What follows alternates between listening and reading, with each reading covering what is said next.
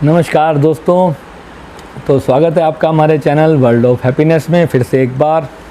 दोस्तों, जब भी मैं स्टूडियो में आता हूं तो मैं ये सोचता हूं कि कम से कम 3-4 वीडियो तो बना ही दूं, क्योंकि मेरा अपना बिज़नेस भी है और समय का अभाव रहता है। तो मेरी कोशिश यही होती है कि मैं जो है 3-4 वीडियो हफ्ते में रिकॉर्ड करूं।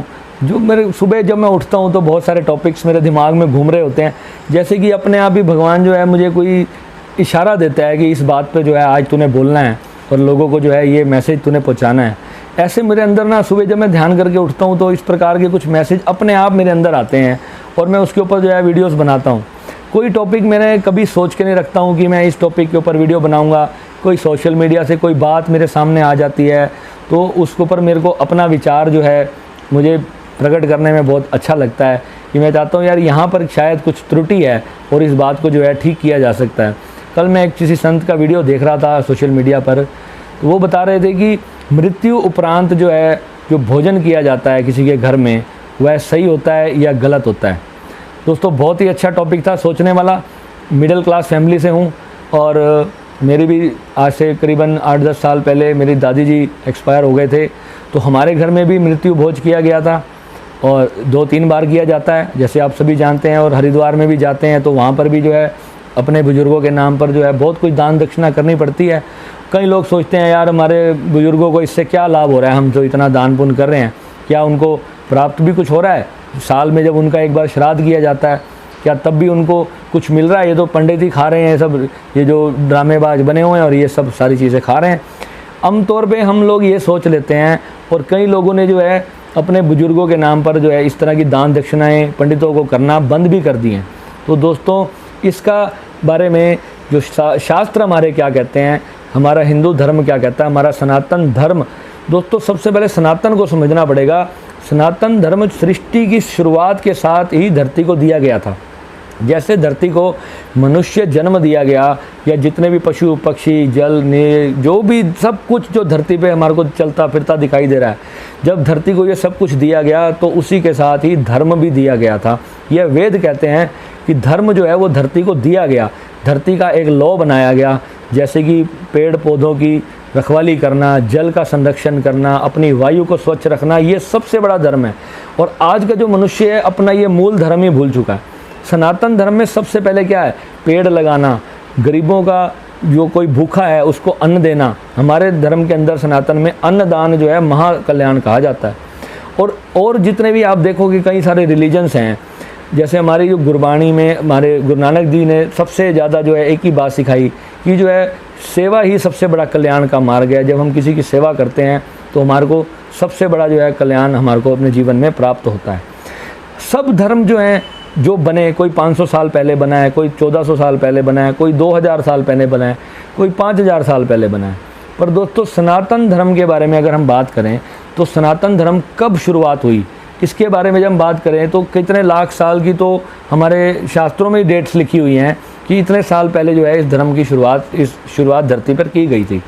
पर वास्तव में आप अगर धर्म के बारे में जानना चाहते हैं कि धर्म कौन सा हमें फॉलो करना चाहिए और क्यों करना चाहिए, उसके पीछे अपनी बुद्धि लगाएं। किसी के, मेरे या किसी और किसी के व्यक्ति के कहने पर आप किसी धर्म को फॉलोवर या उसको छोड़ने वाले ना बने।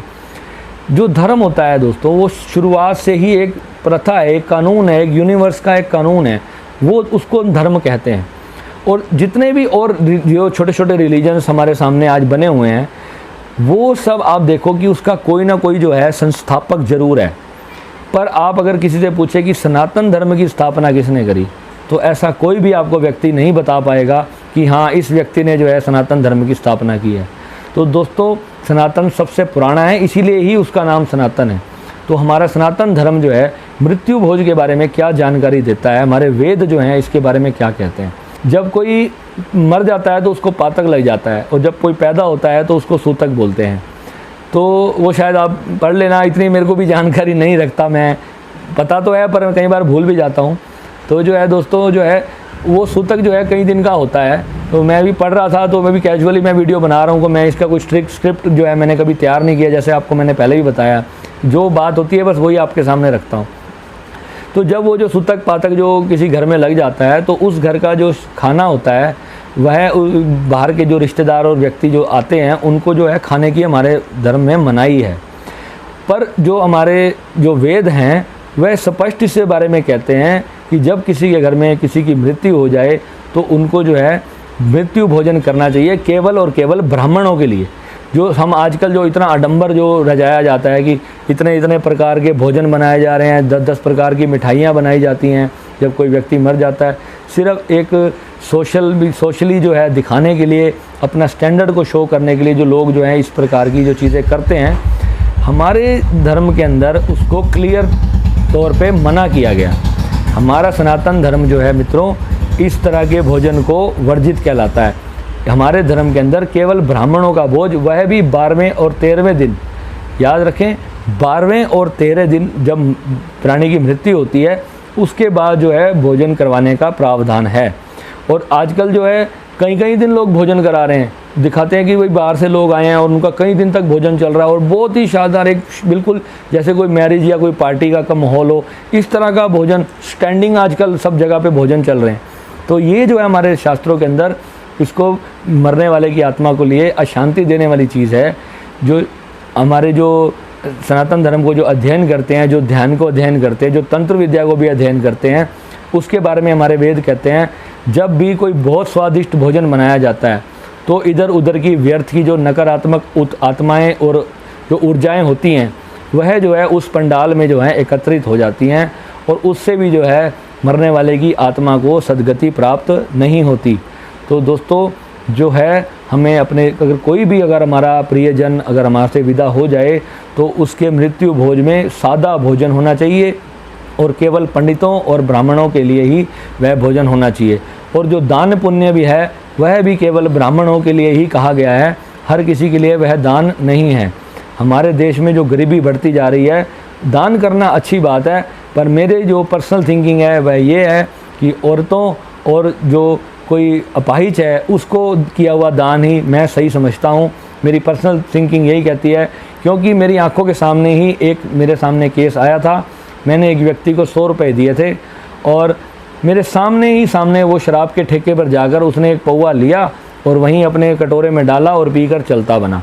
तो दोस्तों उस दिन मुझे एक सबक मिला था कि कभी किसी ऐसे व्यक्ति को जो है दान मैं नहीं करूँगा जो हमारे दान का भी मिसयूज़ कर रहा है।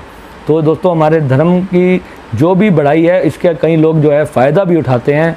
हमारे दयालु भाव होने का हमें जो है पागल समझा जाता है और हमारे जो दया भाव वाली दृष्टि जो हमारे धर्म ने हमें दी है इसका मजाक भी बनाया जाता है और कई लोगों ने इसे एक बहुत बड़ा व्यापार भी बना लिया है।